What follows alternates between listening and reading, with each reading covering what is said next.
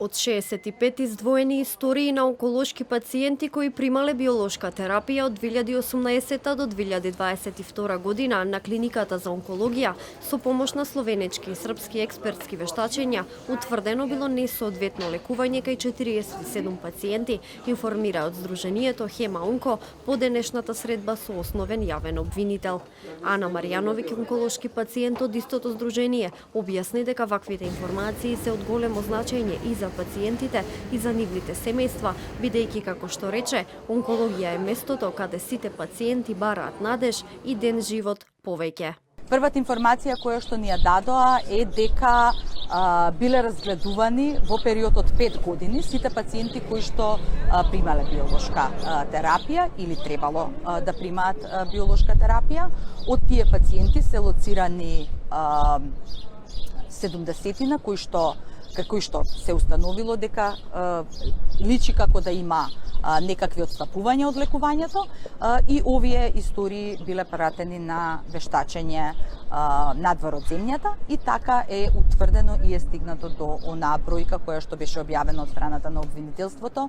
Од основното јавно обвинителство информира и дека во следните денови ќе ги контактираат пациентите кај кои вештачењата утврдиле пропуст во лекувањето или нивните законски застапници, со цел да ги информира и да им укаже на нивните права како оштетени. Темата за онкологија и денеска се најде на дневен ред кај најголемите политички партии. Од ВМРО ДПМН го обвинија поранешниот министер за здравство, а сегашен лидер на СДСМ Венко Филипче за непостапување и молчење за, како што велат, криминалот со лековите на онкологија.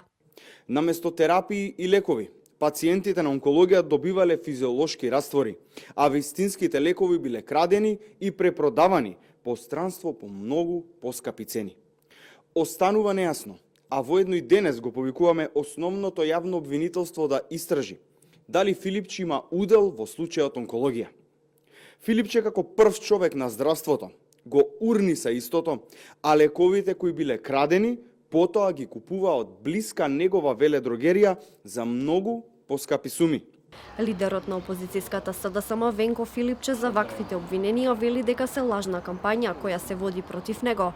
Објасни дека не чувствува никаква вина за случајот. Вина не чувствувам апсолутно. Добро што има процес, излезе обвинението, започнува судски процес и добро е да ја знаеме вистината. Прво да почекаме да видиме што ќе покаже судскиот процес. На виделина сепак излезе на лажна кампања која што ВМРО ДПМН организираше против мене лично, со анкетната комисија, на која што изнесоа лаги и клевети дека јас во рамките на ингеренциите на Министерство за здравство некои работи не сум извршувал. Јас ги покажав и во јавноста документите дека тоа не е така, дека сите ингеренции на Министерството што се однесува во тој дел апсолутно се извршувани, дури во најтешките ковид времења. Предметот онкологија е поделен на два дела. Првото обвинение е за економското работење на клиниката и тука се опфатени две лица, поранешниот медицински директор доктор Нино Васев и организацијскиот директор Нехат Нухи од клиниката за онкологија, кои се обвинети за злоупотреба на службената положба, измама и проневера на службата. За двајцата директори минатата недела беше определена мерка куќен притвор, додека второто обвинение пак се однесува на третманот на пациентите.